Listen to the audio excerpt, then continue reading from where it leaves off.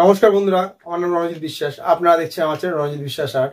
আজকে আমি যেই বিষয়ের উপর ওয়াটার কালারটা করাচ্ছি সেটা একদমই অন্যরকম আজকে হতে চলেছে। কারণ কি, আজকে আমি একটি সিনারি করে দেখাবো ওয়াটার কালারে। সেটা একটু দেখতে হবে আপনাদের কিভাবে করছি। খুব কম রং নিয়েও ওয়াটার কালারে একটা সিনারি করা যায়, সেই বিষয়টাই আজকে আমি শেখাবো এবং দেখাবো।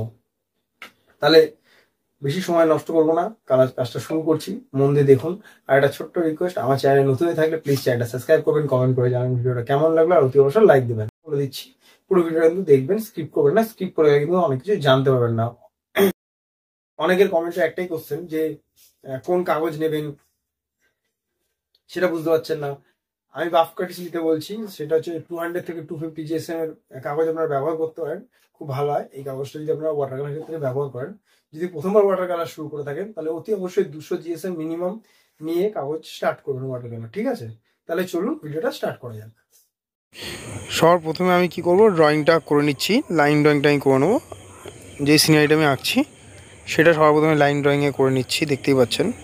সবার প্রথমে আমি লাইন ড্রয়িংটাকে করে নিন, তারপরে কিন্তু কালারটা শুরু করবেন। দেখুন, ওয়াটার কালার করতে গেলে কিন্তু ড্রয়িংটা কিন্তু খুব একটা ইম্পর্ট্যান্ট বিষয়। এই জন্য ড্রয়িংটা কিন্তু ভালো করে প্র্যাকটিস করবেন, ঠিক আছে। ড্রয়িংটা মোটামুটি আমি শেষ করে ফেললাম, এবার কালারটা শুরু করছি। সর্বপ্রথমে আমি আকাশটা করব, তার জন্য আগে আমি ভিজিয়ে নিচ্ছি আকাশটা, দেখতেই পাচ্ছেন। প্রথমে আমি ভিজিয়ে নিচ্ছি, পেপারটা ভিজিয়ে নিলাম জল দিয়ে। এবার আমি আলটিমেট ব্লু দিলাম, আর তারপরে হচ্ছে আলটিমেটের সঙ্গে কী দিলাম, ক্রিমসন লেক মিশিয়ে কিন্তু আমি কালারটা দিলাম, ঠিক আছে। এবার ওটা শুকাতে শুকাতে আমি কি করব, ওই পেছনে দূরে ঝোপটা করব। ক্রিমসন লেক আর কি নিচ্ছি, ক্রিমসন লেক, ভিডিয়ান গ্রিন আর আলটিমেট ব্লু, এই তিনটে মিক্স করে আমি ব্যাকগ্রাউন্ডে দূরের ঝোপটাকে করছি, মানে গাছগুলোকে দেখাচ্ছি দূরের।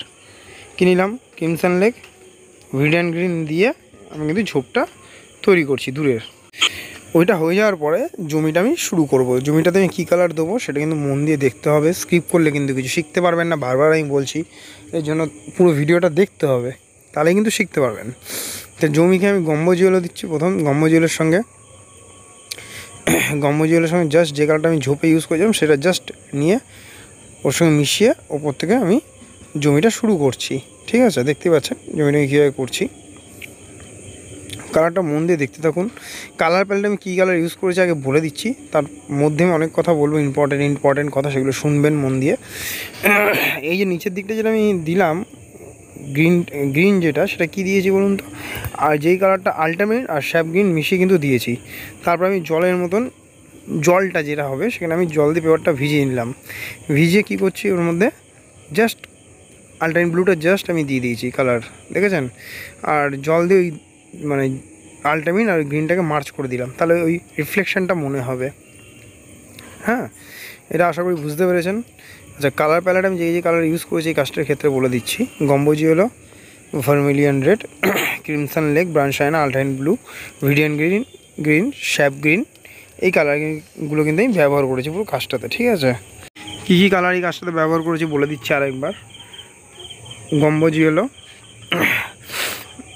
Vermilion red, crimson lake, brown sienna, ultimate blue, cobalt blue, sap green, viridian green, এই কালারগুলো কিন্তু আমি পুরো ব্যবহার করেছি গাছটাতে, ঠিক আছে। দেখুন এই যে কালারটা দিলাম, এটা কিন্তু আমি পুরো রাফ কালার দিচ্ছি। রাফ মিন্স আমি র কালারটা দিচ্ছি, আমি কিন্তু জল কম নিয়েছি তুলিতে, ঠিক আছে।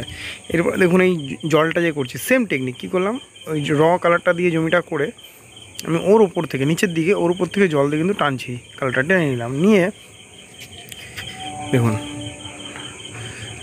কী কালার দিয়েছি, ভিডিয়ান গ্রিনটা কিন্তু সরি ভিডিয়ান গ্রিন না, শ্যাপ গ্রিন আলটিমেট মিশিয়ে জাস্ট আমি এরা দিয়েছি। আর জলটা কি দিলাম, জলটাই দিলাম হচ্ছে আপনার ক্রিমসন লেকের সঙ্গে আলটিমেট ব্লু মিক্স করেছিলাম, সেটা আমি জলে দিলাম, ঠিক আছে।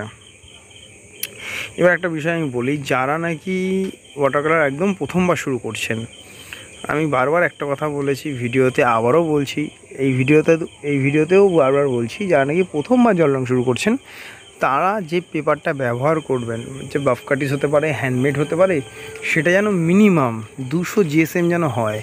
না হলে আপনার যে ওয়াটার কালার করবেন, আপনি ধরুন ওয়াটার কালারটা করলেন, তারপর আপনার ওয়াটার কালারটা বাজে হবে, বা আপনি ভালো করলেন তবুও দেখছেন ভালো হচ্ছে না, কালারটা খারাপ হয়ে যাচ্ছে, তাহলেই কিন্তু আপনার কনফিডেন্স লেভেল পড়ে যাবে আর আপনি ওয়াটার কালার করতে চাইবেন না।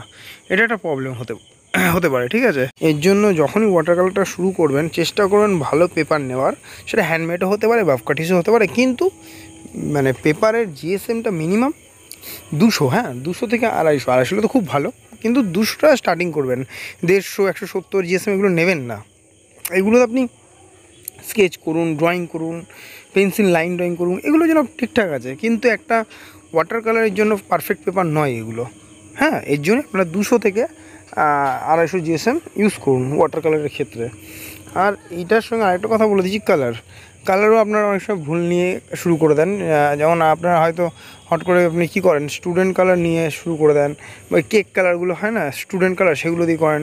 সেগুলো শুকিয়ে যাওয়ার পর ব্রাইটনেস তো থাকে না, উপরন্ত কালার হাত দিয়ে ঘষলে উঠে যায়। এই জন্য বলেছি আমি বারবার, ক্যামেলের আর্টিস্ট কালার ইউজ করুন, খুব ভালো কালার। প্রথমবার যখন ওয়াটার কালার শুরু করবেন ক্যামেলের আর্টিস্ট কালার দিয়ে শুরু করুন, এতে আপনার ওয়াটার কালার খুব ভালো হবে।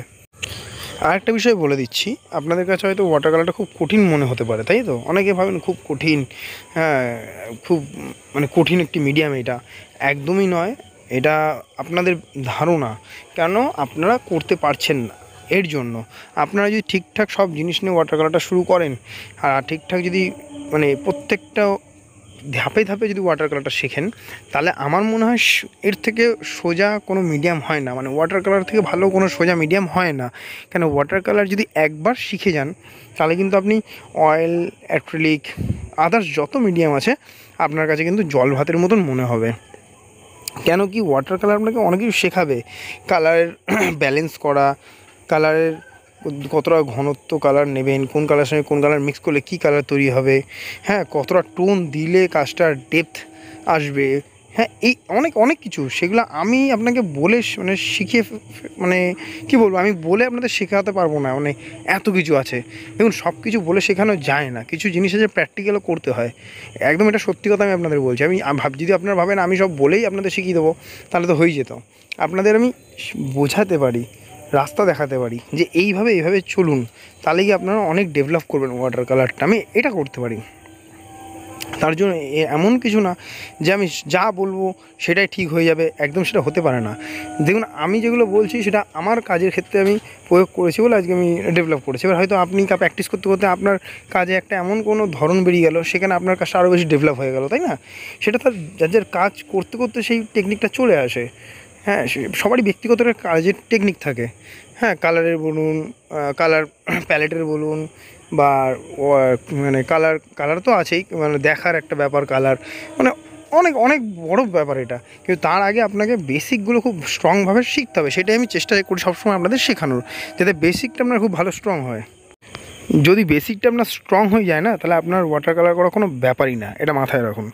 দেখবেন, আপনি যদি ভালো ইংলিশ বলতে যান, তাহলে আপনার কী দরকার হয়, গ্রামারটা স্ট্রং দরকার হয়, তাই না? যদি গ্রামার আপনার স্ট্রং না থাকে, আপনি কিন্তু ভালো ইংলিশ বলতে পারবেন না, কোনো দিনই পারবেন না। এর জন্যই যদি ভালো ওয়াটার কালার করতে চান, তাহলে বেসিকটা আপনাকে শিখতে হবে। আমার ভিডিওতে দেখবেন আমি অনেক কিছু শিখিয়েছি বেসিক, যেগুলো কী করলে আপনি ভালো ওয়াটার কালার ডেভেলপ করতে পারবেন। আমার চ্যানেলটা ভিজিট করুন, ভিজিট করে আমার ভিডিওগুলো দেখুন, বুঝতে পারবেন আমি কোন জিনিসগুলো খুব ইম্পর্টেন্ট টপিকের মধ্যে বলেছি বা পয়েন্ট দিয়ে বলে দিয়েছি, সেই জিনিসগুলো করুন। তাহলে দেখবেন আপনার কাছে ওয়াটার কালারটা খুব কঠিন না, খুব সোজা। একটু সোজা ভাবুন না, সবসময় কঠিন ভাবলেই কঠিন। যে কোনো বিষয় যদি আমরা শুরু করি, তার আগে যদি ভয় পেয়ে যাই, তাহলে আমরা কাজটা শেষ করবো কী করে, তাই না? তো শুরু করার সময় মনে একটা কনফিডেন্স দিয়ে কাজটা শুরু করুন। হ্যাঁ, আমিও পারবো, এটা এমন কিছু কঠিন বিষয় না। এর জন্য প্র্যাকটিস করতে হবে। হ্যাঁ, এটা হচ্ছে সবচেয়ে মূল মন্ত্র, প্র্যাকটিস করতে হবে। যত বেশি প্র্যাকটিস করবেন, তত বেশি ভালো আপনার ওয়াটার কালার ইমপ্রুভ হবে, এটুকুনি আমার গ্যারেন্টি রইল।